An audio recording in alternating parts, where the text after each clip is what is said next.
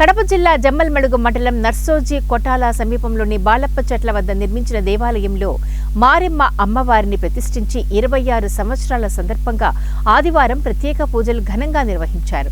పూజారి హనుమాన్ శాస్త్రి ఆధ్వర్యంలో అమ్మవారికి శ్రీ మహాగణపతి పూజ, దేవీ సూక్త, శ్రీ సూక్తములతో పంచామృత అభిషేకాలు, గణపతి, నవగ్రహ, దుర్గా, లక్ష్మీ, నారాయణ ఆయుష్య హోమాలు, రుద్రాభిషేకాలను వేద మంత్రాలతో శాస్త్రోక్తంగా నిర్వహించారు.